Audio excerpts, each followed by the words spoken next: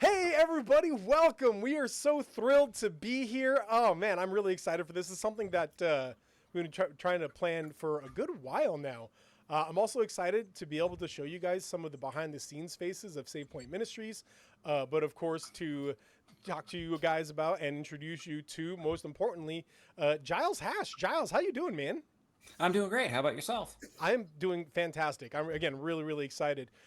Giles, you can see everybody is in a much bigger square here because he's going to be our GM for the night. Uh, Giles, I love that stained glass D20 that you guys have, and so in all of my advertising for you guys, that's kind of like the symbol I've been going with. So that's right beneath your head right now. But for the rest of us here, going kind of clockwise, it's me. Hi, you know me. I'm Steve. Just to the right here, to the right, yes, clockwise, is that's Jackie Valdez. That is my wife, and also a board member and the treasurer of our board. Say hi. Hi. Then just below her is Josh Higgins, who is a member of our board as well. Say hi, Josh. Hello. And then underneath me here is the moderator of our Discord channel, Nick Wood. Say hi, Nick. Hi, Nick. I don't know why I knew you You were knew down. that was coming. I You teed knew it up that for was you. coming. I put it right there, right? So, hey, this is going to be something unique. Like, I'm guessing that nobody here other than Giles has ever heard or seen or done anything like this before. And so, uh, we're going to be playing a game called the Royal Priesthood role playing game, or RP2 or RP squared. Either one. I Okay, call it RP2 because it's easier to yeah, remember. RP2 is what I've been saying as well. So, also known as RP2 because it's Royal Priesthood, RP. Anyway, Giles, why don't you tell us what is this? How did this come about? So a couple of years ago, I was trying to figure out ways that I could integrate gamers back into church in a way that might undo some of the damage of the satanic panic. No, And man. I also wanted to develop a way to make gaming a Bible study tool. I was kind of inspired by a group out of Washington called Game to Grow. They use role-playing games for mental health counseling, and thought if it's a way to help with mental health, why can't it be a way for us to learn more about God after we've become Christians? Absolutely, man. That's so cool, and it's such a unique idea to be like within the world of the Bible. I know that there are like Civil War reenactments, Renaissance festivals, whatever else. There are all these things that we put ourselves fictionally within periods of actual, historical fiction. Why not do it with the Bible, right? Why not try this out? So we're really eager. So tell us a little bit more about Disciple Gaming Ministries. What is it? What are you guys doing? My goal is to reach, I'm in the Denver metro area, and my goal is to develop relationships with local gamers in the Denver area and witness to them. So, as an evangelist to local gamers, build relationships, play games with them, and then invite them to church, help connect them with churches that are local to them. I'm also a preaching elder for a local house church. So, if that's not quite their vibe, if they have other interests in local churches, they're maybe a bit more traditional or a little bit bigger or closer to where they live. I want to be able to start connecting them with local churches as well. That's awesome, man. Very, very cool. What church do you go to that you're the It's preaching elder? a It's called Two Rivers Church Denver. They are actually the ones who commissioned Disciple Gaming Ministry. So Disciple Gaming Ministry is under the umbrella of Two Rivers Church Denver. So if you see any of the information on our website, you'll actually see Two Rivers as the main reference point for that. That's so cool. The having like whole churches that recognize the damage that's been done via the satanic panic to a lot of gaming culture and whatnot, and saying, "Hey, we want to actively use this to help patch up these wounds that have been caused," is so great, and it's so rare too, right? But it's so cool. I love that you guys are doing this. Um, so before we get started here, um, well, how much do we want to preface what's going on here, Giles, or should we just dive in? Well, I wouldn't mind giving a little bit of an explanation for people watching. This game in particular is going to follow kind of alongside the events of Acts chapter 19, verses 21 through 41. That was essentially the riot in Ephesus after Paul had spent some time there. I want to preface with that because with this particular game, I encourage players to make sure that their events and their games take place alongside and not directly in the pages of the Bible. I don't want us to be tempted to change the events of Scripture or the events of history. I want us to be witnesses to it from a bit of a distance, so that way we can engage by learning biblical history without trying to change what might have happened. We'll never be tempted to stop David from sleeping with Bathsheba or stop the crucifixion or something along those lines. We'll kind of be witnesses and move forward with our own stories as if we were reacting to the things that we can't control. And so if you're interested in reading ahead, you can pause the video if you're watching on demand, or if you wanted to kind of read in the background, Acts 19, 21 through 41 is what inspired this particular game session. So, and it's the whole idea of like The Chosen, right? Where it's extra biblical. It's not Right. 100% biblically accurate, but it's also not unbiblical in any way, shape, or form. It's extra biblical. Just, Right. fictional stuff to help emphasize the truth of Scripture. Yep. And for the game itself, I encourage game masters to do as much exegetical research as possible. So study the literary history, the chapters, verses before and after each book that you're studying, or each passage that you're studying. Do the historical research. Find out what the passage meant to the original readers. One of the things that I learned when I was going to Bible school is the Bible only means what it always meant. So the meaning never changes, but the application does. And that's the emphasis that the game master has to take when they're playing a game like this. They're both a Bible study leader, so a biblical scholar, and a game master.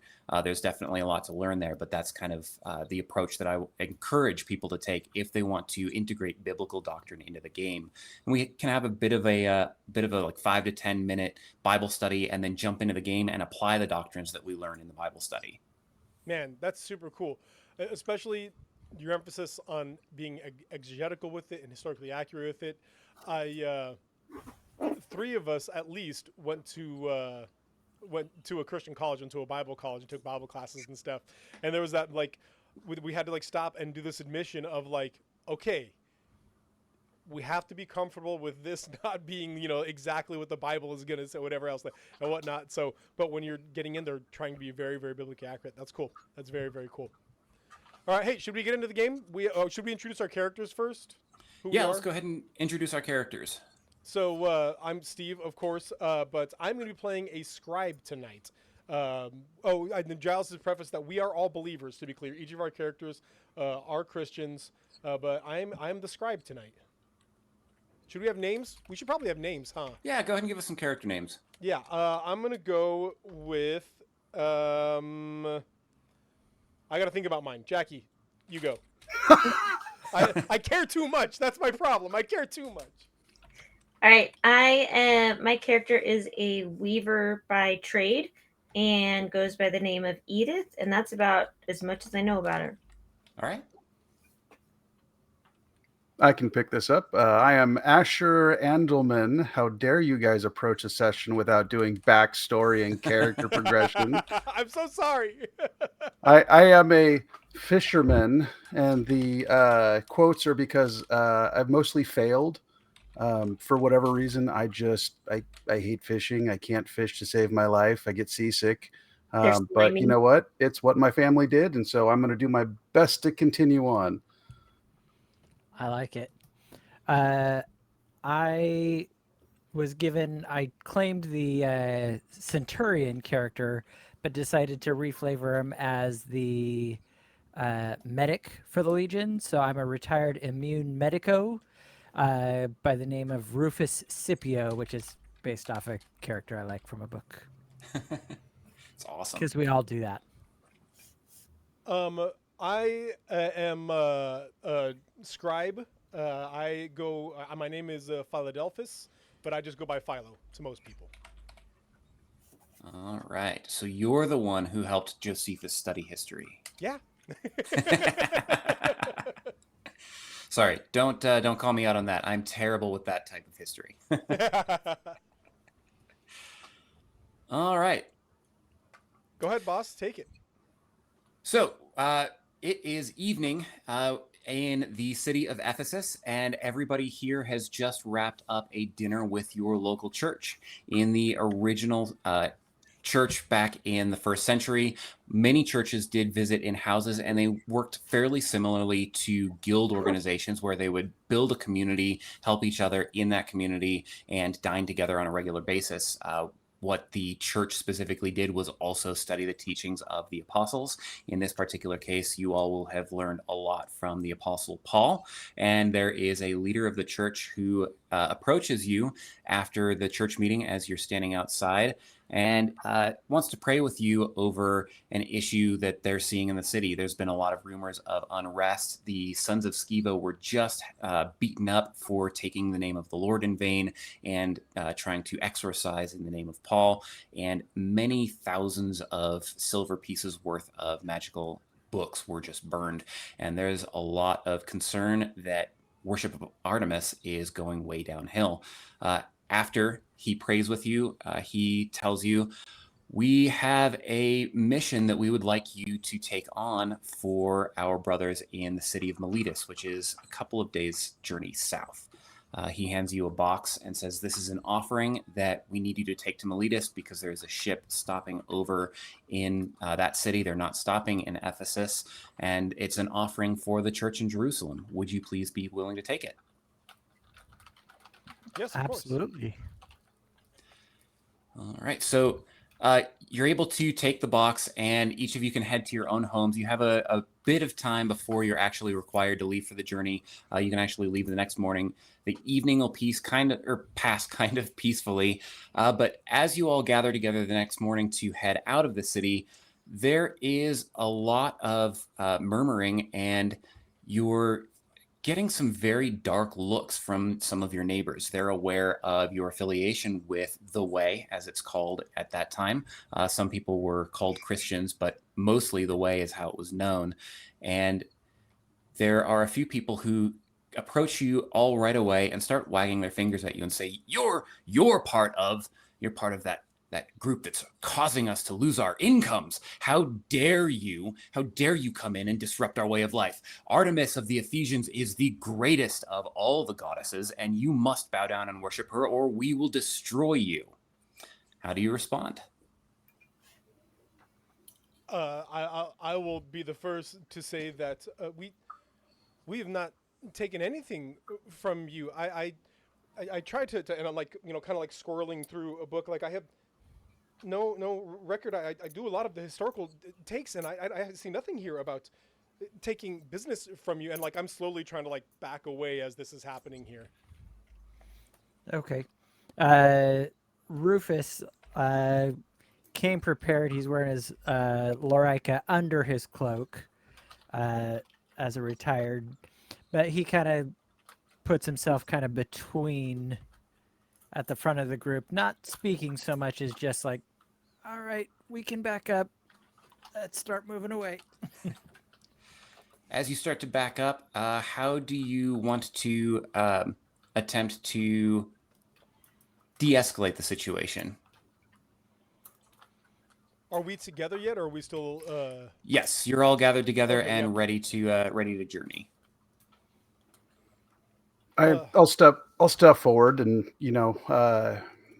my clothes are kind of raggedy.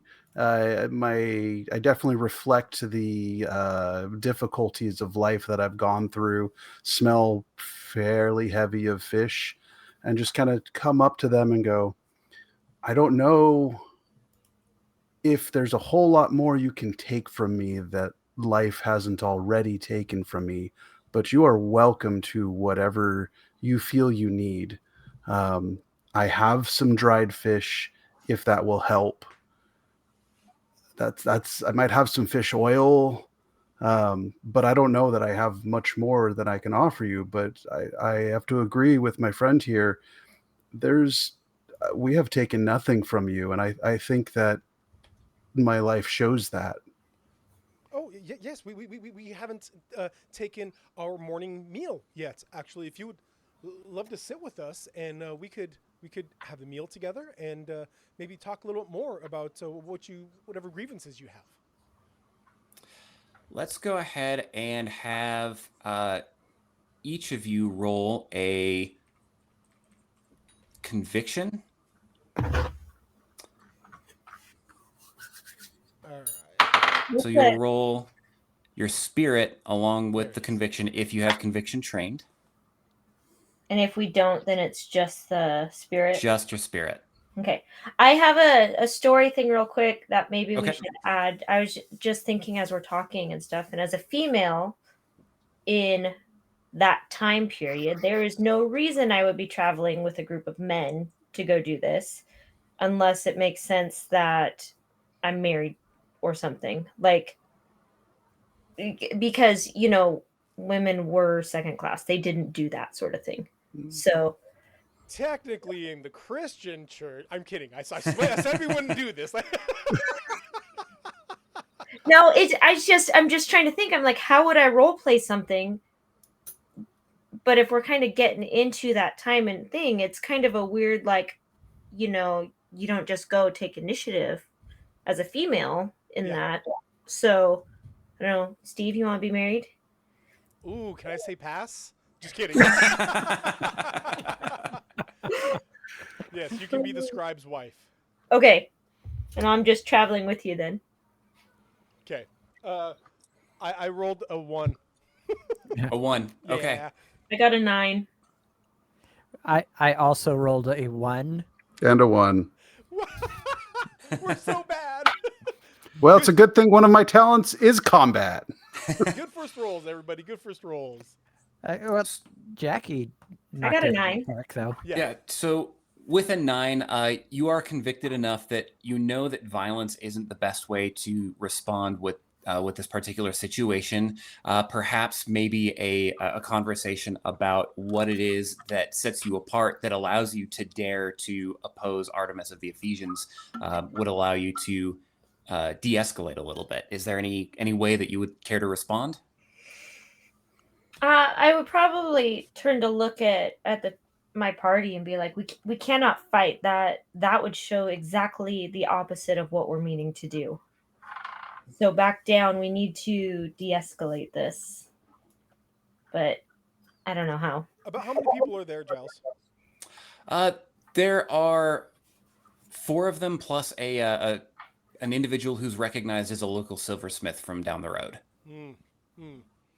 I'm guessing he's pretty burly, considering he's a smith of some sort. Well, with silversmithing, there's not going to be as much hammering. It's a lot more crafting of softer metals, a lot of melting and fine artwork.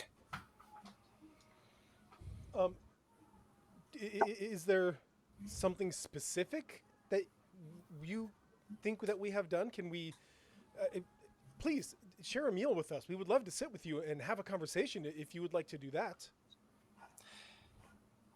Go ahead and roll a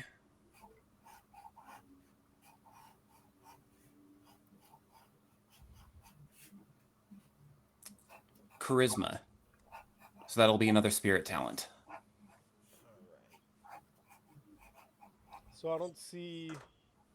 So If you don't see it, then just spirit. Okay, cool. So plus spirit is 6. Okay. He rolled a 6 as well. He huffs and he says, "A meal is not simply good enough, but we will let you alone for now." And they storm off as a group and start gathering a larger group of people together. And as they pass, it seems like there is a bit of a crowd gathering, and it's getting very heated. All of you can kind of sense, not necessarily supernaturally, but in the same way that all of us can sense tension in the air when there are large groups of people at unrest. It's definitely a good thing to not be part of this, and you seem to feel that this is the best time to probably get out of the city. Wouldn't know what that's like at all. Yeah, no, yeah. I suggest that maybe we try to find back roads, if there are any that you're familiar with. How close is?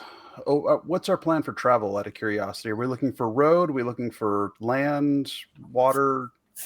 There is a known roadway that travels between Ephesus and Miletus. So it's a known road with stops along the way, and you just have to get out through the south gate of the city.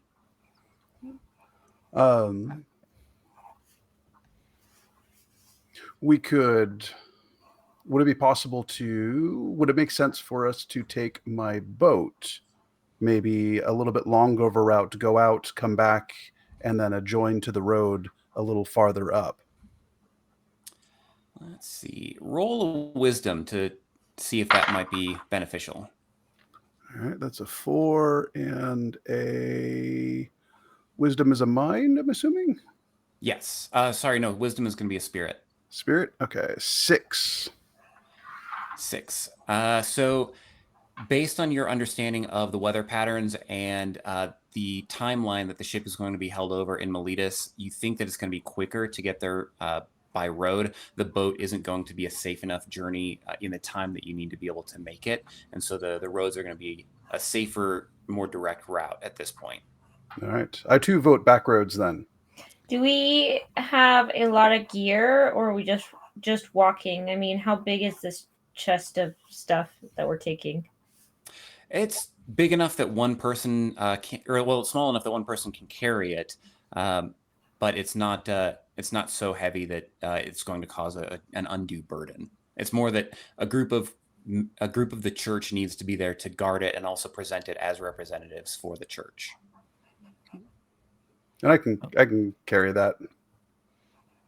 Okay. Nick, what was your character's name again? Rufus. Rufus, do you know of any back ways that we might be able to take? Can I knowledge work for that? Absolutely, yeah. If you want to roll knowledge, you removed tactics, so that won't be able to benefit you in this particular situation. But yes, That's why knowledge would allow you to. All right, 5, 8, 9. 9. You know of a very direct route, and I would say that everybody can go ahead and roll a sneaking, which is going to be a physical skill or a body skill, and that will lower the difficulty because you know the best ways to stay out of everybody's way. 7. 3. 7. 8. All right.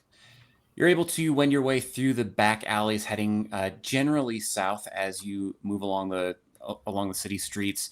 The farther south you get, the less the noise of the potential chaos seems to reach your ears until you get to where you're pretty sure the south gates are.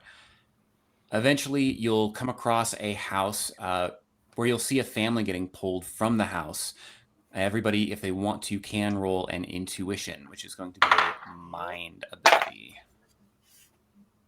Now, if I have a talent for intuition, does that give me a bonus? Yes, and I was wrong. It's another spirit. Yes. So if you roll your die for spirit, you add your spirit bonus, and then the intuition, having that marked on your character sheet, gives you an additional +1. Oh, excellent. 7 again. Also 7 as 7. well. 7 too. Oh, yeah. All right. These attackers don't seem to be affiliated with any of the local tradesmen. They're taking advantage of the city's chaos to illegally evict the family. Do you want to do anything about that, or do you want to pass them by? I mean, I would just be walking forward at this point. But for me, my character, it would almost just be like an old man, shaking my fist, but not really doing anything. So I'm gonna walk forward and be like, you get your hands off of them. They live there. That's theirs. All right. Rufus is, while obviously not drawing anything, getting nice and officious. And no, you can't do that. That's completely uncalled for. All right. Use a roll of charisma, both of you, and see how that plays out. Is that spirit or mind? That'll be spirit as well. 6. Hey, I rolled a 6, so 7. All right. The thugs turn and face you. By what authority should we ignore or leave this family alone? You don't work for the guard. I may not work for the guard, but I'm well known to them. And what are you going to do if we don't leave them alone? Whatever is necessary. I'll step forward at that point and say, "What has this family done? Why do you need to pull them from their home?" Because it is our home and we need a place to live, and they owe us too much money. How much money do they owe you? More than you can pay, I can tell by looking at you. Yes, but let's pretend for a moment that we have access to income. What is their debt to you? 2 years' wages. So, Is this D&D rolls where that's what 2 gold for the average farmer? yeah. So Have you taken this up with the court? They, as citizens, you cannot pull people from their homes without having it rightfully go through the proper channels. Go ahead and roll a charisma to see how they'll respond. What is that? Spirit or mind? That'll be spirit. 5. 5. They hesitate and look at each other. Oh, the courts. And they look around, hoping to see no centurions nearby, but they are getting a little skittish. You get the impression that a little bit more pressing towards the law might convince them to back away. I will pull out, a scroll, like a little journal, open it up, and get a little piece of chalk or whatever, and just say, it is not difficult to draft a form mentioning this illegal eviction. We can make sure that this gets to the right hands as quickly as possible. How do you spell your names? I'll step up next to him, throw my cloak back, and just look. Yes. All right. Roll another charisma to intimidate Scipio. That's not going to work. Sorry, Rufus. Yeah. 2. So no. Well, he got your name wrong, so you can re-roll. That's the rules. It was Rufus Scipio. So I got one of the names right. All right. At this point, he is going to pull out a club, and he is ready to fight. So at this point, we're going to go ahead and roll initiative. Can I Everybody- shout real quick? Guards! Guards! Ooh. Yes, do so and roll a charisma yourself. 7. 7. That terrifies them, and they look around and they decide to bolt before any guards can show up. And they bolt up the alley the way that you had come. I think now's a good time for that gate exit. I think we can get to the guards exit rather than the main gate. Before you move on, the family does come up and grasps you all by the hands. Thank you so much for saving us. We didn't owe them any money. I don't know what's going on.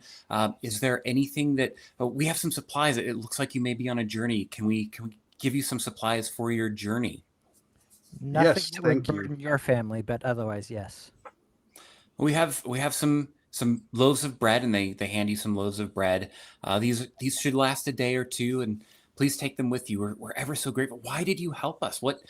You're not part of the guards. This wasn't your job. What made you decide that you wanted to stop to help us? This is the way.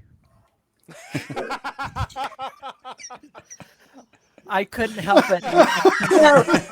You are the way. So well. And I was just all day, I'm going, I hope they set me up for it. At some point. Nick just logs off and leaves. Like, my work here's done. Boom, and just walks away.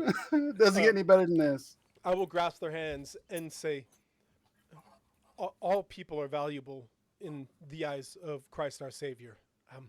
It is the Imago Dei, with the image of God in each of us, and you are equally valued. Please, if there is any debt, we try to share all we have. Come to this house, and I'll mention the house that we meet at. Say, if you ever need any help again, or if you just want to know more, we'd love to see you. Oh, thank you so much. We will certainly be there. When is your next meeting? And you'll know that that's going to be on Saturday morning. Saturday morning, kind of like looking around, like assuming we make it back. Well, if you're not there, I suspect there will be other members that can share the good news with us. Yes. Absolutely. Well, thank you again so much for your help. Be safe. You too. And with that, you're able to make it to the wall. You said you wanted to go to a second gate. Oh, I figure there's probably a gate specifically, like a side gate specifically for the soldiers and the guards. And with the knowledge roll, I figured maybe that's where I was remembering that little side gate we could get out of. You do find that gate, and as you approach, you see that it is closed and bolted, and there are several guards standing ready to fight. And as you approach, they say, "Halt! What are you doing?" We are tasked with making a delivery to a boat. Simply making a delivery. You're not attempting to flee crimes you've committed in the midst of this chaos, the riot that is coming? I would certainly make such a report if there were any such crimes. But no, thank you for bringing that up, because we actually just saw thugs trying to pull people out of their own homes, and we were able to trace them away. And I'll give them like a description of these people and which way that they ran. All right.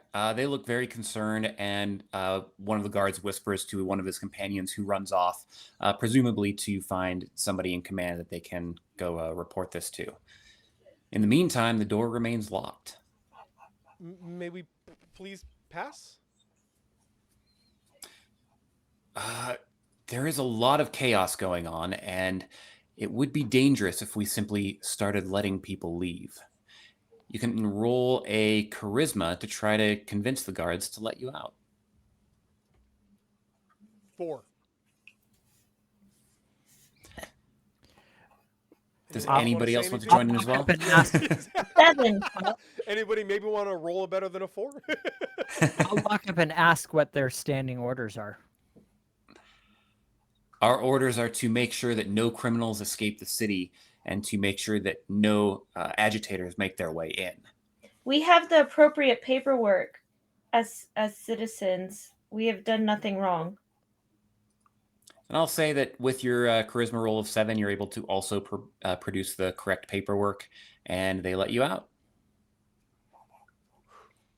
Freedom. If I may ask, guards, what is happening?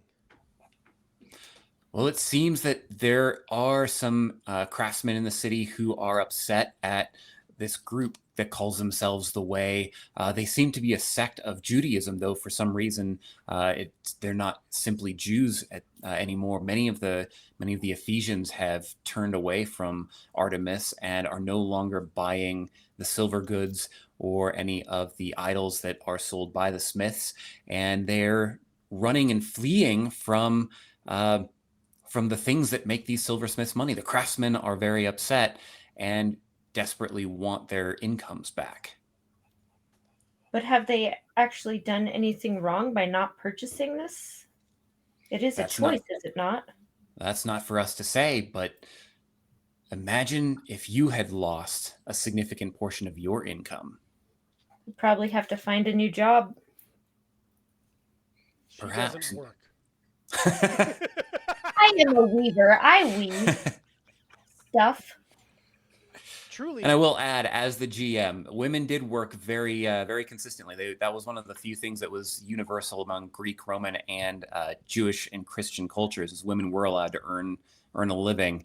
I'm a side note. I'm developing a bigger campaign setting across the book of Ephesians, and there's a lot of work to be done on reviewing that historical background. So I can confirm, as a weaver, she would be allowed to earn a living, and it would be in part for herself, but also for the upkeep of the household. Yeah. Well, women actually often ran households and whatnot in ancient Greece. I was just trying to mock my wife. That's all. Okay. And to be fair, she crochets, not weaves. If you can't tell from that. Actually, I just learned how to weave. Ah, I'm going to turn the guards, and just say, truly, what a mighty God the Way must worship, if this is what's happening, if it's having so many Ephesians turn away from Artemis. I imagine if you would like to know more, I'm told that you can find out more, and I'll let them know the house that we meet at on Saturday mornings. Well, they do thank you, and they open the door and let you leave. It appears that there are a couple of more people approaching as if they want to leave, so they hurry you out and bolt the gate behind you, but Yeah. they do thank you along the way. Wow, this is kind of wild. how far away is the boat? So the city of Miletus is approximately 3 days journey. Historical note, I'm hand waving a little bit of the time and distance to make sure that it fits within the actual campaign setting versus the actual distance. It's more like a day and a half travel. Yeah. But to make sure that we're We're doing super things in a way that's actually engaging for the game. Slow I'm walkers. taking a we're little slow bit walkers. of a little bit of license there. But yes, it's about a 3 days journey. So you'll make it approximately on the third day if you're able to keep up. Sounds All good. right. Is there a or should we keep rolling like a stealth or a sneak as we're going through? At this point, you don't need to. If you wanted to roll some kind of Awareness. body endurance, you could. Oh, Oh. nice. I do have that. Yeah, it's called snacks. 6. 6. 10. Nice. 7. Fantastic. We got Candy the for carrying the beefy boy chest. over Oh wait, there. so if it's in my talent, do I get an extra one? Yes. 8. Fantastic. You're able to travel fairly smoothly throughout the remainder of the day. After some time, you catch up with other bands of individuals traveling on the roads. There are various travelers heading south, and some of them seem to be merchants. If you wanted to interact with any of them and maybe potentially haggle for some goods with the merchants, you definitely have that opportunity. Excuse me. Well, how many actually before that out of game? How much rations did we bring for ourselves? Yeah, including how the are we loaves that set we were for just given? ration? You were sent enough for the entire journey, and you have an extra day and a half of rations split between the four of you Okay. because of the family that you helped. So in theory, we do have what we need, though. Yes, you have everything you need. You were sent fully equipped for the journey. Okay. Okay. Press I on can't or think. negotiate. I have no money. I think we're okay to press on then, as long as we have what we need. Yeah, I can't think of anything we would need beyond, what we already have. All right. Around nightfall, you make it to a waypoint that is a well-known camping area, and it seems like a lot of people have gathered there. It almost seems like it should be the point of a lowly inn, but one hasn't been set up. It seems like a general crossroads where you're able to make camp along with many other merchants and individuals who are traveling. And you strike up some conversations with various groups, and the next day, you're actually offered the opportunity to travel with the larger groups. It will be slower going, but significantly safer. I think this will be very wise, especially if the possibility At of least for a people day, following. yeah. Can I do a sense motive, whatever that is, on kind of the people in the camp? If there's so much unrest in the city, was that only in the city? Has that type of attitude become more widespread? You could roll an intuition, yeah. So that would be spirit. 4, 5. 5. As far as you can tell, it seems that most of these people are road weary. They may not have been in the city when the chaos was really starting to erupt. If there are conversations about the way, most of the members of the way seem to have gathered together and are mostly ignored by those who don't seem to be part of that group as well. But it doesn't seem to be tense, more of like guild groups sticking together and ignoring the people who aren't part of their guild groups. Not necessarily prejudice, just people hanging out with their own familiar organizations. So are there people that are part of the way there? There seem to be a few who have been talking about it overnight and just discussing the various teachings that they've heard from the apostles. And I how would long will this? Sorry, go ahead. Probably want to head over to that group and meet other fellow Christians. All right. Yeah, they're very happy to have met you. Do you share with them what your mission is, or are you just introducing yourselves? Just that we're traveling. Okay. Well, they do offer to allow you to travel with them, and they agree that, yes, it would be safer for us to all travel together. How long will this extend our travel? Not significantly. You'll still be able to get there within the deadline, but it might extend it by a little over half a day. Okay, that's Okay. fine. I'm Rufus debating will how head out big of and a do mouth some. Philo has, and if I would have said something about our mission at this point. Is there like a self-control type roll that I can make? Wisdom. Wisdom. No, sorry, willpower. Is there a shut your mouth Yeah, roll? can That's uh, hang on. can his wife His assist in wisdom? his discretion? Here, eat this.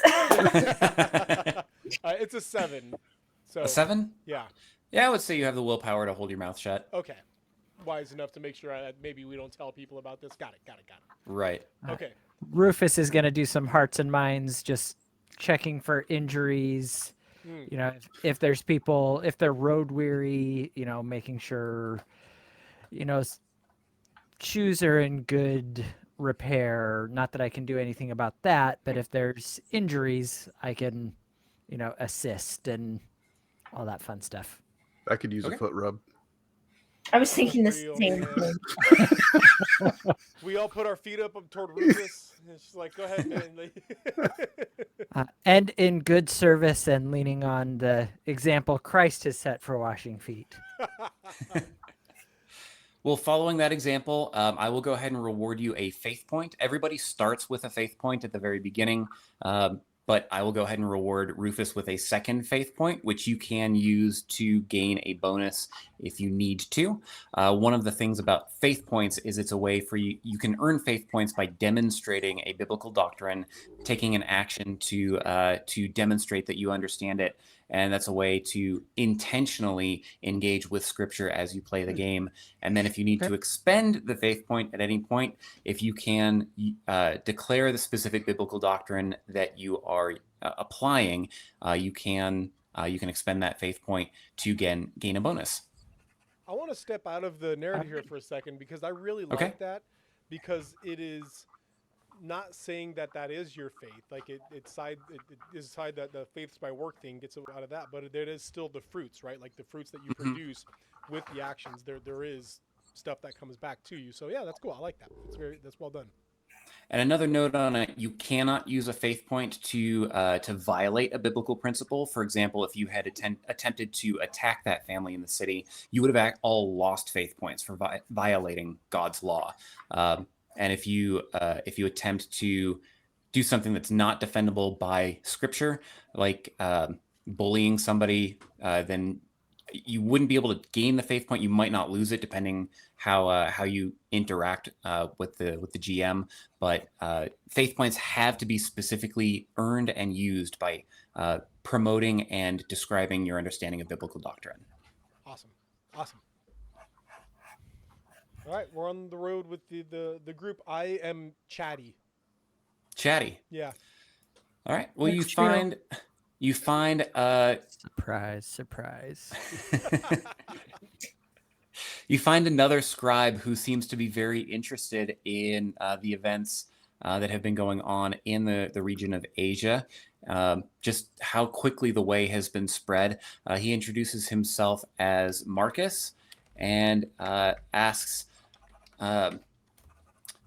Philo, what have you learned recently that intrigues you in the events that are unfolding around us? It is both exciting and terrifying. Recently, where we just came from, that there was nearly a riot. The way is spreading so heavily and so wildly that it's actually affecting the economy of Ephesus. The people who formed the golden and the silver idols of Artemis are not selling as much as the word of our Savior is growing. And you know, I'm rambling now, right? Like I'm just going on about how excited, how cool this was, but also how terrifying it was, and just what's happening here. And so yeah, I'll give this too many words for what's going on, but I'll go on a big story for him. Well, he, for his part, is very surprised. A riot, that's terrifying. I'm so glad that you were able to escape this. I'm glad that I wasn't in the city when that happened. And I do pray that our brothers and sisters in the city are safe. Do you know perhaps what the damage might have been? Do I? Am I aware in any way about, the apostles of Paul being brought up and questioned or anything like that? Do I know about any of that stuff? Not yet. Word hasn't reached the group as to what may have happened after you left. Now that you mention it, no, I was just so relieved to have made it out safely that no, I don't believe we are sure what happened. Have you heard anything? No, that's why I was asking. I really have no idea what may have happened after a riot is always terrifying. This is very disheartening, but I do know that God will provide and take care of us all. Truly, yes, yes. I'm gonna go ahead and just kind of like ask around and say if anybody hung out in the area of Ephesus a little bit longer, saw what happened. Nobody seems to have heard about this. Some people were aware of some mild unrest of some kind, but it seems to be the types of rumors that you hear before something starts to go wrong. The types of whisperings that then lead to demonstrations, but they didn't know that something had actually come to pass. And the questions that you have starts raising more questions, and it seems that a lot of people in the group that you're traveling with are becoming more and more uncomfortable and are speeding up their footsteps a little bit as if they're trying to get as far away from Ephesus as they can before they can get caught up in any kind of backlash. So with that, I would say everybody go ahead and roll another body endurance to see if you can keep up. 4, 5. 6. Cinco. 7. All right. This is starting to get a little tiring. But we got foot rubs. And snacks. Edith, especially, you're needing to slow down a little bit based on that roll. But in general, you are able to keep up, but you don't know how much longer you'll all be able to keep up. Do we have any? I'm wondering about, like, was anybody selling animals around us? But then it hit me that would probably be pretty pricey. You might be able to ask if you could ride in a wagon. I was just going to say something along those lines. If there are there wagons? Are they full? What's around us, especially among the way? There looks like there might be a wagon from a merchant who seems to deal in textiles. Perfect. I would. So go ahead and roll a charisma to ask if you might be able to ride in the wagon. Oh, that was not a great roll. Buy that wagon, she says. Right now, she says. 5. 5. I would walk up to that wagon and strike up a conversation and ask all about their textiles and who they work with and how their business has been. And I'm gonna go and just like be a little bit straightforward. Like, please, she's getting tired. Maybe please ride in your wagon. Go ahead and add a charisma roll to her charisma roll as well. Charisma is spirit, yes? Yes. 7. 7. All right. Between the two charisma rolls, I would say that you are able to convince them to allow Edith to ride. All right. Well, thank you. The remainder of the morning passes fairly smoothly, but around midday, you come across an obstruction in the road. It seems like a cart was overturned, and there aren't any legionnaires to clear it. Does anybody want to try to help clear the road so that way the group can pass by quickly and safely? This Yeah. I can do. I Yeah, look across at our fishermen and we're in a textile wagon. Do they have any like empty bolts? Like just empty big long pieces of wood or something? I don't believe they have anything that you're thinking leverage. Yeah. There doesn't seem to be anything that would fit the bill for picking up the wagon. It wouldn't be long enough to really get underneath the wagon to pick it back up. But if a group of you together were to simply lift and push, you may be able to knock it over to get it back up on its wheels. Yeah. Let's get in there. You can do it. All right. So everybody can work together, and you will use your combined athletics roll. So body plus athletics if you have athletics trained. There we all go. right. I would. I actually wrote this down. Gladius Lorica Pilum Pylum would definitely be strong enough to grab some leverage if run through one of the wheels or something like that. Okay. Uh, Even if I just hand that off to, either the weakest or the strongest member to give that little bit of extra. Okay. Yeah, I'll go ahead and use that to reduce the difficulty. I got a 7. 9. And you can use my charisma.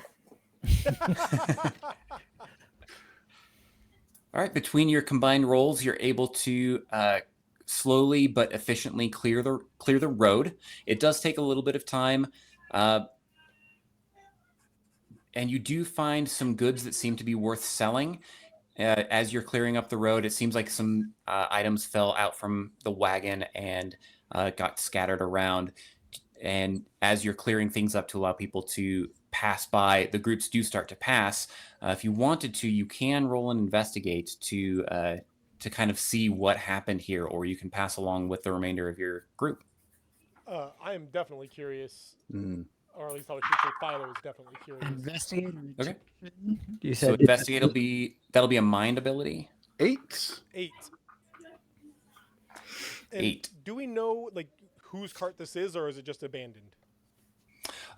So with the investigate of 8, you are able to determine that the owner may have been nearby recently. It seems like there are fresh animal tracks that kind of wander on and off the side of the road as if they took their animal with them to go ahead of you, possibly to try to find help. You're not sure exactly what happened. That investigate roll wasn't quite good enough to figure out what happened aside from the fact that the cart was knocked over. Okay. How is this something that like 2 people could pull? Is there any reason for us to take this with us? Well, the owner might have gone the other direction. I'd hate to. Which way do the tracks lead? Where we're going, or They're leading the direction you're headed. So it seems like they're headed towards Ephesus and went back the way they came to see if they could get some help. is that even a thing? How big is this wagon? I would say if you're able to load everything up, everybody could.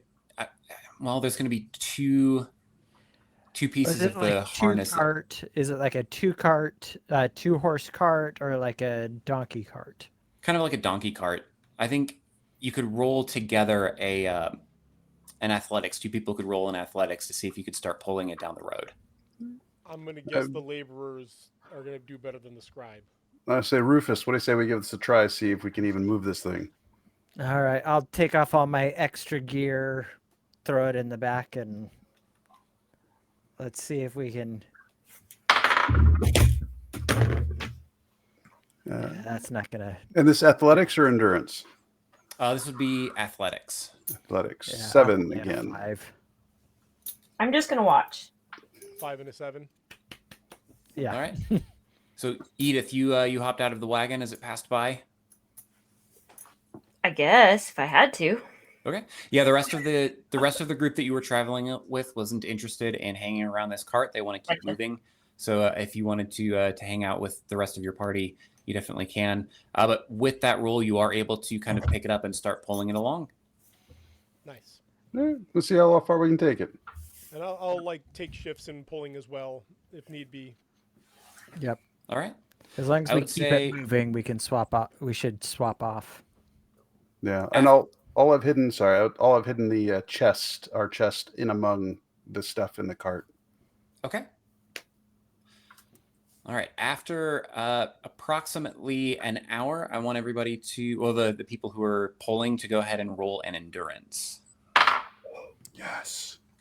9. Yeah. 8, 9. Yep. All right. You're able to continue with your labor.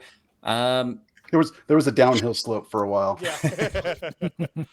Philo, do you want to maybe help push from behind? Yeah. So I rolled a endurance. I rolled really well actually. 8. Okay, and give me your athletics as well. That's with athletics. Oh, so an endurance and an athletics. Okay. So Yep. 8 for endurance and another 8 for athletics. Fantastic. All right. I will step out of the game here for a sec. I meant to mention this earlier. Anytime you roll a natural 6, you can mark that on your progression track at the very bottom. You'll see a bunch of boxes. Hmm. That's how you increase your abilities. So if you we won't be doing enough to really do any leveling up, but that is something that you can keep in mind if you're playing a long-term game. Advancement is based on how many natural 6s you collect. You can spend 10 to increase a talent, and you can spend 20 to increase a trait. Oh, nice. Okay. All right. And then faith, the faith ability increases based on milestones set by the GM. Any penalties for nat ones? No penalties for nat ones. Because Jesus forgives. Give that woman a faith point. Yeah. I'm going to add that into the rules. Yeah. Jesus forgives, ones don't. GMs don't. All right, we're on our way. All right, after another hour, you are suddenly surrounded by a group of very rough-looking individuals who came out from around some plants and boulders that are on either side of the road, and they demand, "Stop! We're going to take that cart from your possession, please." Any chance to roll an intuition to maybe guess that's a sketchy looking turn of the road? I would say Blind corner, yes. something like that. Yes, so you could roll an awareness or an intuition. Yeah, awareness or intuition would work, either one. So a 7. 7? All right. Yeah, you would see that is kind of a sketchy area. What do you want to do to prepare as we approach this situation? All right. With that, I'll at least make sure my, instead of in the cart, I'll put the gladius back on my belt and just say, I have a bad feeling about this. All right. At that point, I would ask, Josh, I forgot your character's name. Rufus, Asher, to maybe grab the treasure, the money again out of the cart. All right. Even if we leave the treasure, stuffing it in a pouch or just so that it's actually money. Can I hoist that off onto Philo there? That way, if I have to fight, I'm not holding a chest while I do it. Yeah, I'll put it in. I imagine I had a pack with my, scribe supplies and whatnot. I'll just put it in with that pack. All right. All right. So as you're surrounded, how do you respond with the bandits? How many are there? There are 5. Can't stop, no brakes. Run. Can't stop, won't stop, never gonna. I don't know how that song goes. Can I run? Are they in the road? Can I just run at them? They are in the road. Based on how heavy the cart is, you wouldn't really be able to pick up a whole lot of speed. I would say, yes, this is a good time to rest. Would you like some bread? And I'll just offer, some of the loaves that we have, the spare loaves that we have. Take the cart by all means. You can take my place at the cart, and we'll keep on moving. Thank you for your help. Roll an insight. 9.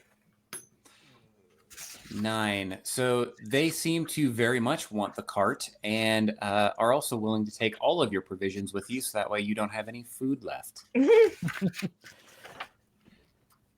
All right. I said insight, didn't I? I've been doing too much D&D. I meant intuition. Okay, there it is. I do the same thing, man. I'll go back to 3.5 all the time. Tell people to make sense motive rolls, and they'll just look at me like, "What is the sense motive roll?" Oh, right. Yeah. Dungeoneering. Yeah, exactly. Can I haven't thought about intuit how I think a fight with these guys might go? Yes, you can intuit that. Hey, nat 6. Let's see. Intuition is Spirit. a spirit, so 6, 7, 8, 9. You think that this fight would be fairly dangerous. You're not sure how well it would turn out. Somebody's definitely getting hurt, and it very well could be you, especially since there's only one trained fighter amongst the group. Does there seem to be a leader? There is a leader, and he seems to have a little bit better leather armor and is carrying a gladius. I'll step forward and again with a loaf of bread and maybe some of our water in my hand, just be like, brother, please, will you have a seat and share a snack with me? Roll a charisma. Oh, it's a 3. I've rolled so many ones. He does take the bread and bites a giant chunk out of it and passes it to one of the bandits next to him. And then he grabs the water from you and takes a giant swig and then starts passing it around his group as well. But he doesn't back down. He says, we'll take the cart as well. And whatever you have in your personal packs. Unfortunately, we cannot give you what's in our personal packs. The wagon is not ours. We were helping somebody out. So we can't give that either. It's not ours to give. I understand you boys must be hard working out here in the sun, and I wish I could help you more, but we really have to be on our way. Unfortunately, we can't allow that if you don't hand over what we demand. And they draw their weapons. All right. I just looked it up, and it was not uncommon to have duels, and I call out to the leader asking for the equivalent to like a first blood duel. I don't know what that would be in Roman parlance, but something to that effect. Okay. For the flavor of the game, we'll assume that this could be a decent option. And yeah, he'll accept you on your offer. So now we'll jump into just a one-on-one combat. You'll roll a body. You'll just roll straight body for your initiative, and he'll do the same. I would definitely like to have a prayer with Rufus before he goes into this, not just for him, but also for the bandit leader, that he'll be, that injuries will be minor and that we can all get out of this, both peachy and keen. Okay. Yeah, and I would say that the concern and care that you've been showing and demonstrating is a good way to get another faith point. All right. Then as we go to do it, God protect both of us. And body roll of 5 for initiative. All right. So with initiative on ties, the person with the highest faith score or the person who has the faith score will go first. All righty. So with combat, you will start by rolling your attack against his defense score. All right. Combat attack will be a roll of 7. 7. That hits his defense. So with attacking, if an attacker's roll exceeds a character's defense score, the defender reduces their hit counter by 1. Your hit counter is determined by, I put that in here somewhere, and this is more for the stream. I know that you guys have taken a look at all of that previously. Sorry, I have all of the rules pulled up, and it's a much longer book than I had initially intended. The first iteration was a 2-page cheat sheet. So defense is calculated as your trait, the specific trait plus faith, and then the hit counter is determined by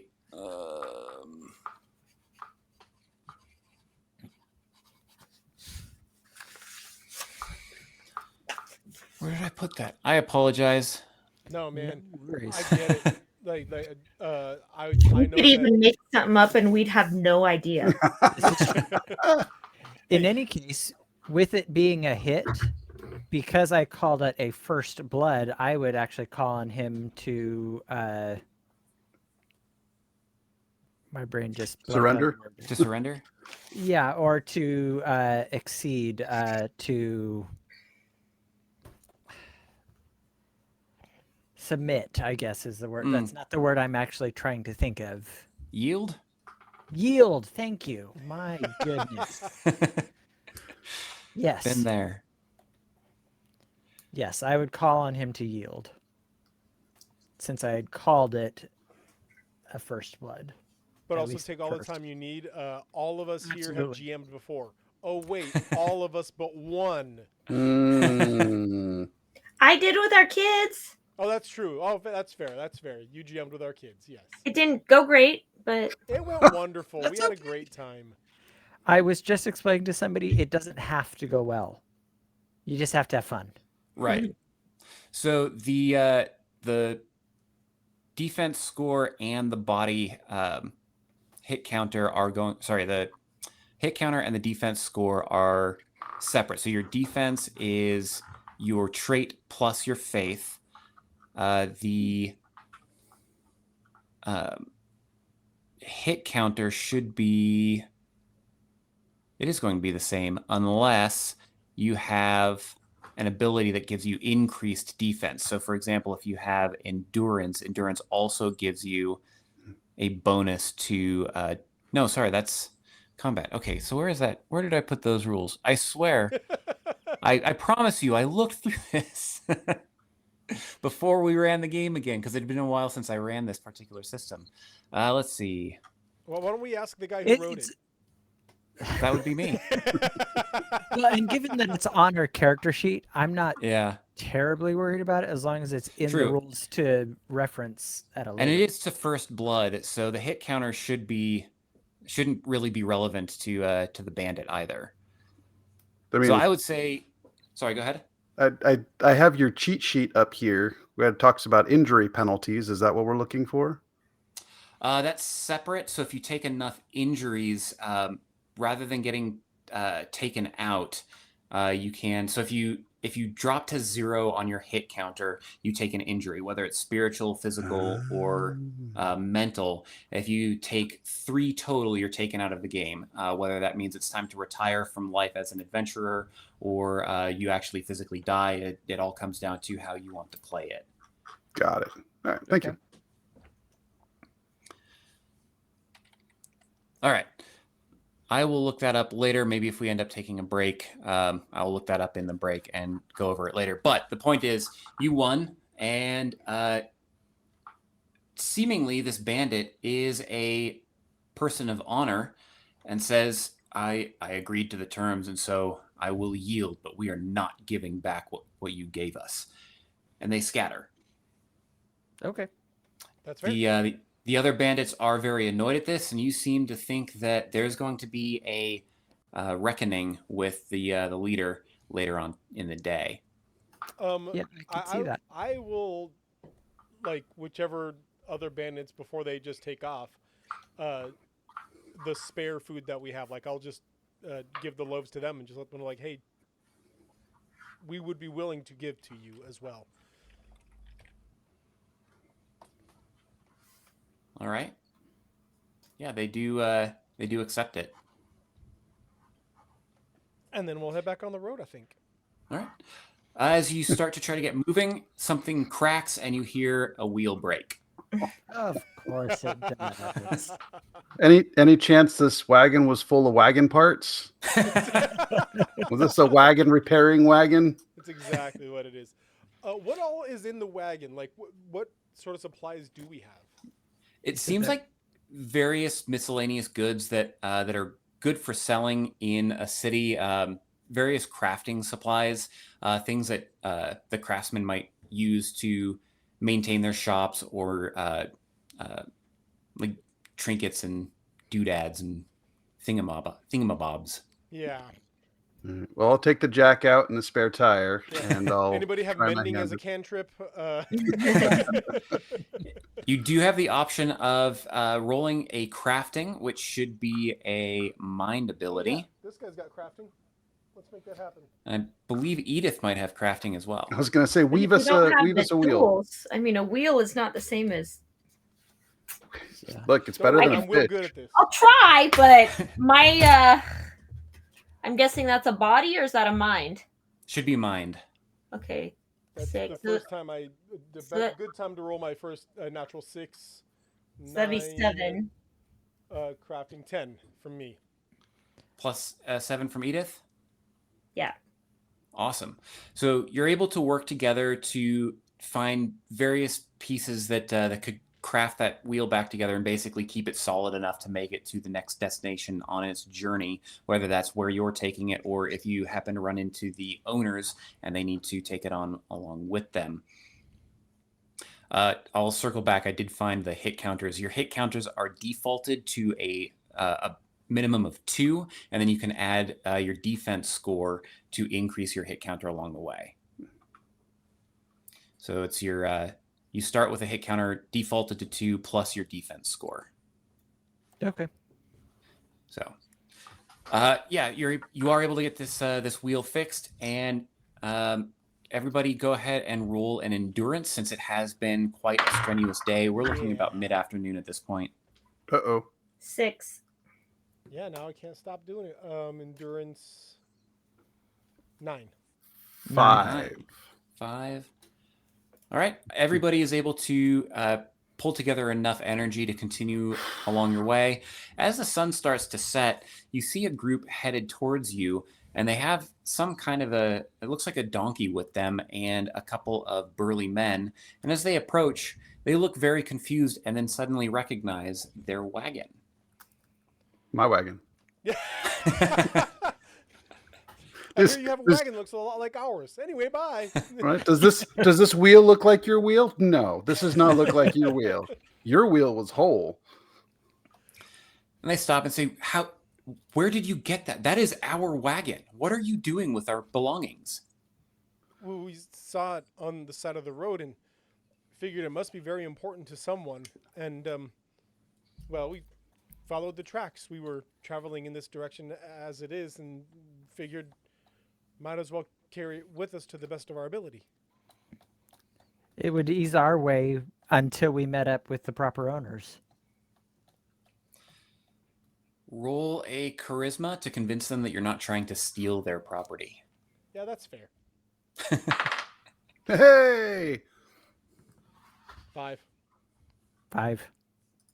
I'm just going to stand there looking trustworthy. That'll be a A 1. 8. I rolled a nat 6. All Hey, right. now. So that 8, you're able to encourage them that you were indeed trying to help, that you picked everything up and restored the wagon to a workable state. And they seem fairly convinced, but they do insist that you stay put under the watchful eye of the burly individuals as they inventory their cart. And it doesn't take too long, but they seem to be convinced that everything is there and not necessarily packed the way that they would pack it, but it's definitely there. And they spend some time repacking and thank you for the help. And I would warn them around this area as you're coming down the road. There's the rocks there. We were stopped by bandits, thankfully protected by Rufus here, of course. But be wary; they may come to you. Well, thank you. We didn't encounter them on our first journey, but I imagine that is something that we'll need to make sure that we avoid in the future. In the meantime, would you care for an escort to the campsite up ahead? You are a couple hours away from the campsite where you were going to stop for your second night and can go ahead and travel with them for the remainder of the journey, especially as sun is setting and it's going to get dangerous. Yes, Excellent. please. Would happily accept the escort and a ride. Very much appreciated. All right. You do travel uneventfully for the remainder of the evening. It is true dark by the time you arrive, but you are able to find some of the groups that you had traveled with. And let me make sure I didn't miss anything in my notes. By the time you do arrive, it seems like there's a lot more tension in this camp than there was in the camp the night before. And you finally hear that the rumors that you had shared about Ephesus have combined with actual events that had been that had occurred. It seems some sailors that were traveling up or traveling from Ephesus to Miletus had some very fast ships and were able to carry the news. And various runners have shared news as well. And you learn that there was indeed a riot, and they pulled in several individuals from the way, including an individual by the name of Alexander, and they dragged him into the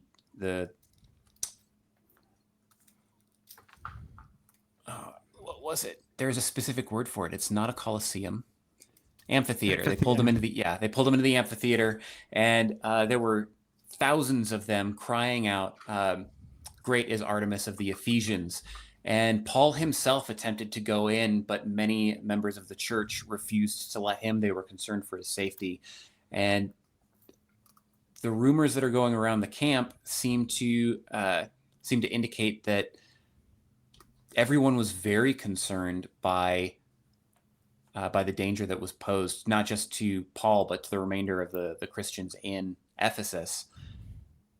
And as you're hearing these stories shared by various members of the Christians that you'd been traveling with, there is an individual who speaks up. He seems to be a much older man and says, I am very glad to hear that the word of our Lord and Savior has traveled this far. I remember hearing the gospel myself from the Apostle Peter on the day that thousands of us heard.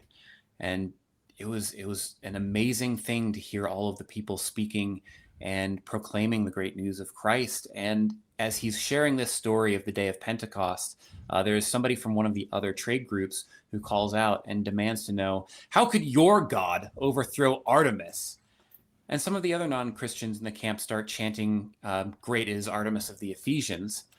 And they really want to have a bit of a row. It seems like the centurions are on edge in this camp, and they're kind of concerned that they might have to get violent with a group of individuals in this really tiny camp. How do you respond?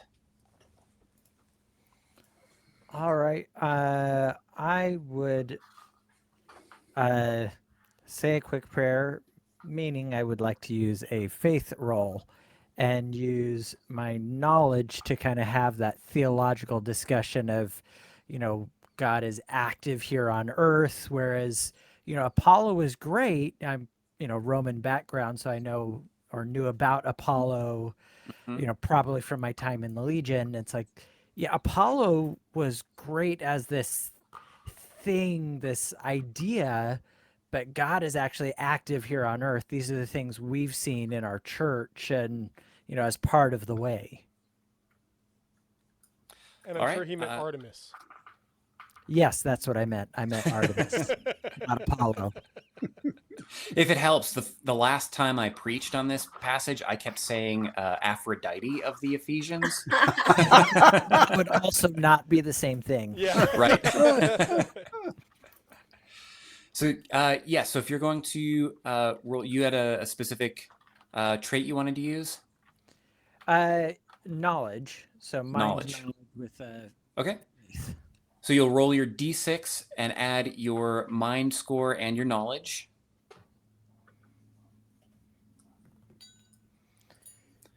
And then you'll add a second d6. You'll roll a second d6 and add that so as 7 and the second d6 of 4. So 11. 11. Nice. All right. With that 11, so what specifically do you want to say to them again? Artemis, was a great idea and, did lay out some great foundations and values, but, we don't see any evidence of Artemis being an active thing, whereas Christ, and belief in Christ and the Holy Spirit, we see active living changes in people's lives. That takes them aback. They're actually kind of stunned, especially with the conviction that you're able to maintain with this knowledgeable claim. Um, a little historical background: the Temple of Artemis was also one of the largest banks in the Roman Empire, especially in the region of Asia Minor. To come back at them with this understanding that Christ is an active God, especially when presented with evidence of a change in the economy, based on how many people are just simply changing their ways because they're following Christ instead of the many Roman gods. They're a little stunned. Does anybody want to follow up to de-escalate some more? Yeah, I'm actually going to start like going through my notes and whatnot, and just telling stories like essentially feel good stories, right? Chicken soup for the soul of like the things that Christ has done for people and the impact of the apostles, and like be telling people like these are real stories from people.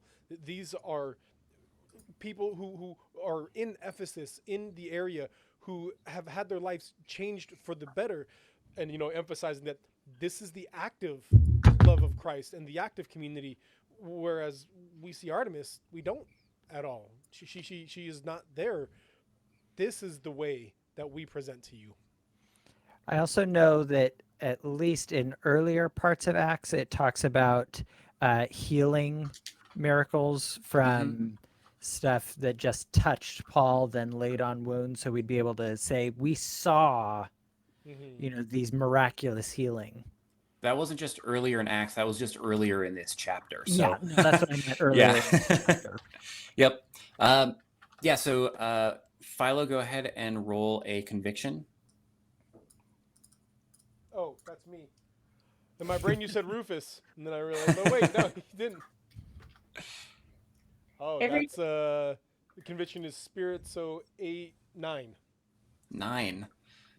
Yeah, your conviction is very sound, and some of them seem to be convinced and make their way over to the area of the camp where you and your group are hanging out, and they start bringing up the conversation. They're not ready to fight. They actually are interested to learn more from everything that is going on with the way, and gain some better understanding of this new teaching that is fairly unfamiliar to them.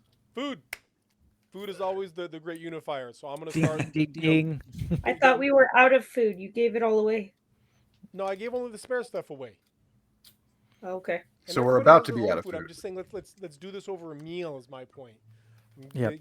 Having people gather together for this, and my goal in this conversation will be to kind of coming off of what Rufus was saying, is telling the actual like true literal that happened stories. You can go talk to somebody, not the we call them myths now, but the stories that they tell of Artemis then, in which you don't know, and you don't know these people, you don't know who that like you can speak to that man right there who said he was at Pentecost, and that physical real proof.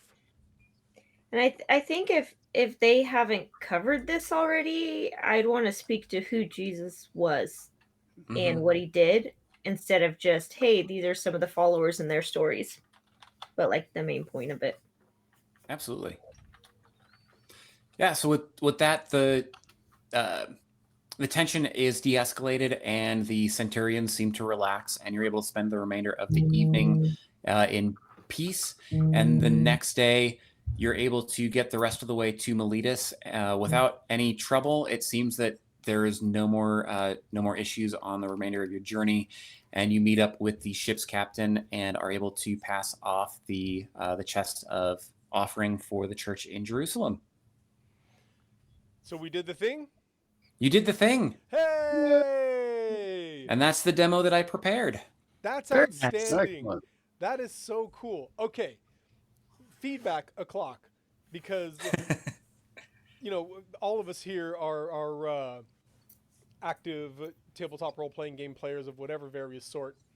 I loved having to approach this with the mindset of combat is the last thing that we want. Like that Yeah. shifted things so much compared to what you would normally have in a TTRPG. And I guess it brings a realism to it, right? Like there's the cognitive dissonance of being in D&D and cutting your way through streams of goblins. It Yeah. brings a realism to this, saying, "Wait, okay, I don't want to hurt this guy because he's a real human being, and I want to." Yeah, that's very cool. Yeah. And it's going to depend on which era your events are taking place in. So if you're doing something that is inspired by First or Second Samuel, maybe all of your characters are going to be soldiers who are out fighting the Philistines. In which case, combat is going to be an important part of the game. But Much in more a situation like this, if you're not an actual Roman soldier, violence is going to be at the very least frowned upon, if not actively illegal. Yeah. So, how did you create this? Like, what steps did you go through in your brain to make sure that you were not gonna walk into the area of blasphemy or dishonor or anything like that? Like, how did you develop this while still trying to be as honoring to Scripture as possible? The number one priority, and I say this in the introduction to the game as well as the GM section of the guide, is when you're developing your stories, make sure that you're essentially doing a Bible study. So if you're a Bible study leader for a home group at your church, your responsibility is to read Scripture, exegete the passage, teach the doctrine, and then sometimes there's going to be some discussions around that. Then the piece that you integrate into the game is create an actual game session where the players can apply that doctrine. The doctrine that I appreciate from Acts 19, and it's a big thing that influences a lot of what I do, is that we can see emphatically that Paul wasn't going out of his way to change culture. He was going out of his way to preach Christ. And then the Holy Spirit changed the culture. That's how culture changes. It all flows downstream from God. I grew up in the Christian music industry in the 90s and early 2000s, and I saw so often the emphasis seemed to be on, let's make Christian media that's just as cool as everything else that's out there. People will see how cool it is, and then they'll come to Christ, and then Christ will change them. And I think there is value in wanting to create media that reflects God, but if it's not coming from God, if people aren't changed by God, it doesn't matter how much culture we create, it's not going to change people. We preach God, God changes people, people change, culture changes, and that's the flow, and that's the emphasis that I want in Acts 19 that drives everything that I do. And so I'm creating a thing that will help people teach that doctrine and then apply it. So you do the exegesis, and then you build the story, and then you have the players play through the story. Awesome. So I know that was a long answer to a very short question. No, that's perfect. I mean, it should be, right? For something so important, it should be a long answer. Team, you guys have any thoughts, comments, concerns? I'm always refreshed to see a rules light system. I'm used to what is jokingly referred to as Math Finder. And it's nice to see rules. I love getting into the nitty gritty and where's my +2 for this. I enjoy that. But this was a really nice break. A D6. That's great. I like seeing a nice rules light system that doesn't feel cheap, I guess. Mm-hmm. And I wanted to start from scratch. Yeah, I wanted to start from scratch from the gaming system too, especially with the OGL stuff that came out in, what was that, 2022, 2023. I just wanted to start fresh and get something that was super approachable, especially when I'm working with churches who may not be familiar with systems. And I offer it for free on the website because I don't want budgets to be an issue. I want everybody to be able to get the resource without having to worry about how it fits in the church's budget, or just think, well, I'm just trying to hawk something to make money. I'm not making any money off of it. Go onto the website, you can download it. All you have to do is agree that I own it still. It's published by Disciple Gaming Ministry, but then you can use it. You can print up the PDF, you can share it with your Bible study, and it's not something that you have to spend your church budget on. And then it's really easy to jump in and learn, especially if you have some background on it. Initially, I had thought about using Fate, but I know that with some of the more conservative churches, Fate is run by Evil Hat. Evil Hat alone could be something that might bother them. And then the number one item that they were promoting at the time was the Thirsty Sword Lesbians, and I know that can be something that's my things don't necessarily endorse that, but that could be, if I'm using the same system, it seems like I might be affiliated with it. So let's eliminate all potential conflicts, all potential stigmas, and jump in with something brand new. And if somebody has a D&D group that they want to adapt this for D&D, awesome. Yeah. Here's the tools for it in the GM section, and it's just right there. That's very cool. And I It's think also nice that it's only a D6 because Mhm. everybody has that, even if you steal it out of your Monopoly game. Yeah. Exactly. Yeah. Monopoly was exactly what I was thinking. Everybody has a Monopoly box in their closet somewhere. And I have a thought and a recommendation. One is that I think it's the simplicity of it is perfect for what you are building it for, and that is to kind of lead into discussion and Bible study and things. If it's too rules heavy, then the focus is on how to play the game. Yeah. This lets you bring it to anyone within. I mean, it took me 20 minutes to read the rules and look at my character sheet and go, yeah, I can do this, and just run with it. And so I think that it makes it very available and works very well with its intent. Yeah. The second thing is I would recommend, as particularly as you find some GMs that are playing this game that are very knowledgeable on the just the history and all of that. There's a word and I cannot think of it right now, but post that as this is the campaign that I did. Here's the background research. Here's the history context. That's the context and cultural history, because there's a lot of people, and I think this is a problem with a lot of churches, that they don't touch on the context and the history and what was going on in that area. That would be the one thing I could see this kind of scaring off maybe some newer pastors or newer Bible study leaders, is them not having that knowledge and being intimidating by stepping into it. So, as you run some of these yourselves, post those, record it, post it, and be like, hey, here's some one shots. Yeah, especially the research side of things, the exegetical research. Yes. It links to it, links to papers, links to books, recommended books.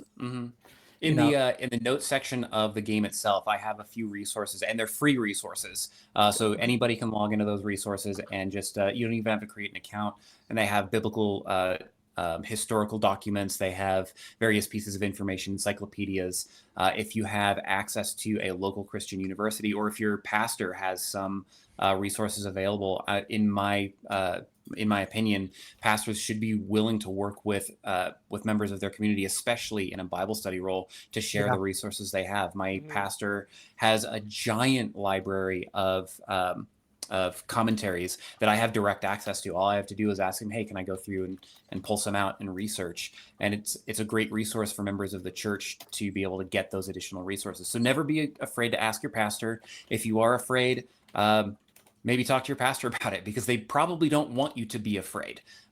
And if you don't know, feel free to email me, and I'll see what resources I can have for you. And this is what the church is all about, is spreading the knowledge and understanding of what God wants to say to us through his word.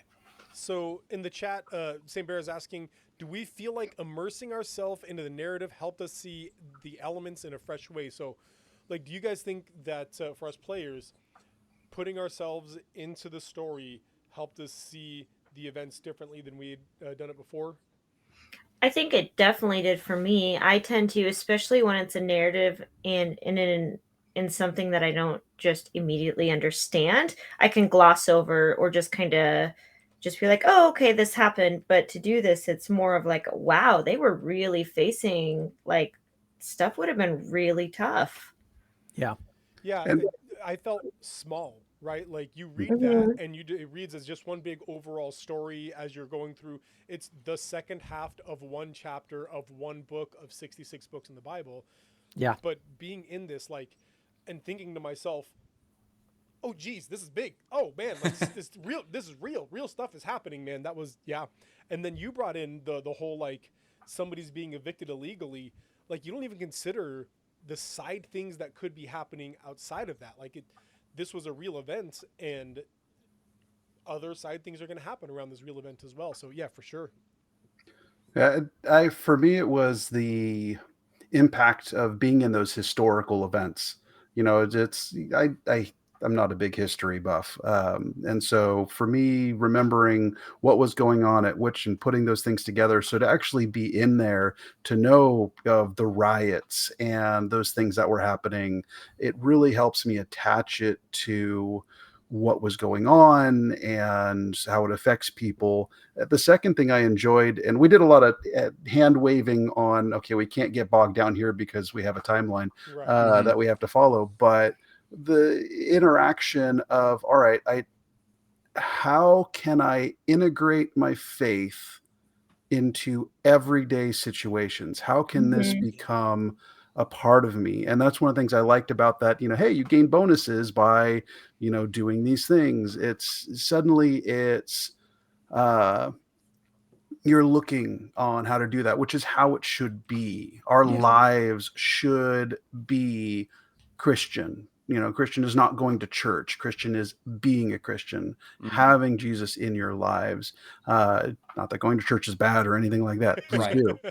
But too many people leave it in the church building Mhm. and they don't bring it into their everyday lives. Yeah. Yeah, I responded on there.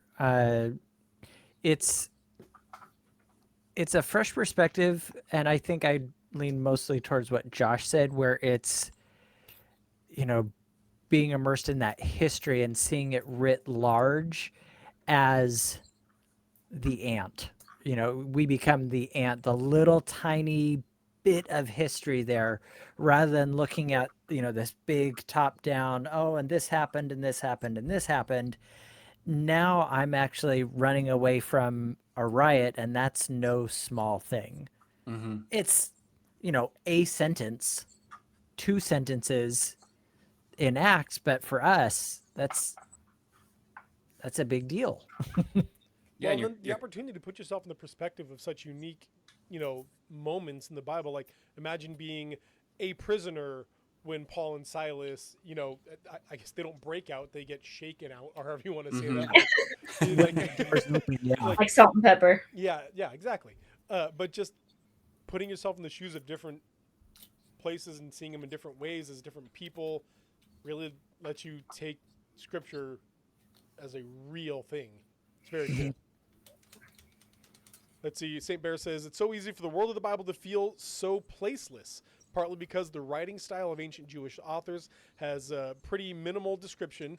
So an experience like this, where I can slow down and really walk through these biblical narratives and consider how it would react to those situations, helps it feel much more real.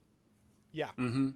I mean, the minutia becomes real, right? Like the little Yeah. things really, really stand out. This is awesome, Giles. It's very, very cool. You said you run Bible studies with this before? How does that go? I haven't run Bible studies with it. The church that I'm a part of is so small. We meet on Wednesdays every month, and I've run a couple of. No, I ran one game session with them, inspired by. I can't remember which one. I think it was Hosea chapter 1. It's whichever book I used as the GM example in the guide that I wrote. And so I figured I would run some demos with them, but I haven't had a chance to actually put together a Bible study group for it, in large part because I don't have as much time as I would like to do proper exegesis with my day job, with the ministry, and with my responsibilities preaching once or twice a month, depending on what the schedule looks like. So doing a consistent Bible study, in my belief, it should be something that requires a lot of time and effort, and so it's not something that I've had the time to be able to put in the effort with this particular period of my life. I mean, Well, I'll tell you straight out that if you published a campaign of the city of Ephesus and surroundings, I would buy it and run it with a study group. I 110%. was literally going to say the same Yeah. thing. Like, if there was an actual module, 2 or 3 session module, a Bible study type thing, I'm down for it. 100% yes, I would do that. I think even would like pay in the for it. I midst have of, oh, sorry. that I was right just there. gonna- It's a giant commentary on the book of Ephesians. I am working on a book of Ephesians module, so I'll Yeah. put that up, and you won't have to buy it. I'm going to put it up on the website for free, like everything else. I was just gonna say, I think that doing even if you didn't get to a full Bible study, this provides a lot of context. Even just having Mhm. some review and application questions, like Yeah. what did you guys think? What stood out to you? How would you apply that into your life now? Can take it, even another step further. Yeah. Mhm. No, and I think it'd be interesting also just to learn a little bit more, and this might be a little more difficult, but you talking about the opposing religions and things like that, and it's one of those. If you don't know anything about it, how can you even speak to it to some extent? So Mhm. that was one of those ones like, oh, I'd be almost be interested in learning more about that. Yeah, that's actually a good point, is that we, especially in America, we're so used to being one of the dominant, one of the primary dominant religions in our Mhm. area, that, stepping into the shoes where that's not the case Hmm. is a completely fresh take Mm, for most Americans. Yeah, absolutely. yeah, being the minority culture by a wide margin. Yeah. Wide margin. Well, hey Giles, thank you so much for this, man. This was Thank really you. really cool. I kid you not, like in all realness, I was neutral on how this could go. I had Mhm. no idea what to expect. This was awesome. This was super duper cool. Thank Yes. you. I love this. I love doing this. So tell us where we can find more about the Disciple Gaming Ministry. Tell us where we can find more about RP2. Give your plug, give your whole elevator spiel, and make it happen, man. Absolutely. So everything's on disciplegaming.com. You can find me there or find all of my stuff there. There are links to the RP2 site, which is part of the website there. Like I said, RP2 is free. If you're trying to work with your church to get it integrated and you want some additional training, I do offer training. It is a paid training, but it is something that I offer. If you want me to come in and do some like team building with your ministry, organization, or your church, I'm more than happy to come in and do some team building. We'll play nerdy games and honor Christ together at the gaming table. But mostly, I want everybody to be playing games in a way that honors God and learning Scripture. So you can do that at disciplegaming.com. And then I'm also on Twitter at disciple_GM, on Instagram, disciple.gm, and Facebook, disciple.gm. So links to Disciple Gaming and to RP2 are both in the chat right now if you guys are interested in learning more about that kind of stuff. And one last time, just so you guys know, this is all part of Save Point Ministries, a ministry that our whole goal here is to, well, not all part. Disciple Gaming is their own thing. They're doing incredible. They're wonderful. This stream is all part of the larger ministry of Save Point Ministries, where our whole goal is to let you know how wonderful and valued and loved you are by Jesus, how much he wants you to be a part of his kingdom. But we also know that a great place, that like the primary place to learn and grow within that kingdom, is in a real world church. So our whole goal is to help you find a real world church in your area to plug into, that not only is going to let you know who Jesus is, but is also going to talk to you about who your character is in D&D, what games you've been playing. We love finding people in nerd-friendly churches. In the chat, if you are interested in that, you can follow that link to find a church and fill out a little form, and we'd love to find you a home church. Or if you would just love to chat with us a bit more and find a quicker way to get the Find a Church thing, join our Discord. Our Discord server has a channel called Find a Church. You put in your city and state, we see it, delete it, and then we take it from there. So, thank you again, everybody. Giles, one more time, thank you. Team, Nick, Josh, Wifey, thank you guys all so much. We love that each and every one of you were here today, but always remember there's a church out there that would love it if you were there. We'll see you guys next time. Bye.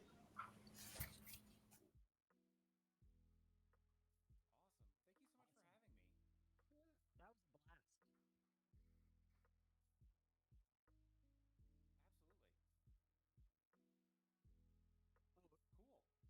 I was already thinking of Trail Life. I'm like, we need to get Steve in and run this for some of the boys. So, so just a thought, Steve, you're talking about content and stuff on our website. Having some of these would be interesting. Dive into the exegesis of such and such as we role play through. Yeah, RP2. I could definitely see having some backlogs of this be interesting. Saint Bear says they can still hear us a little.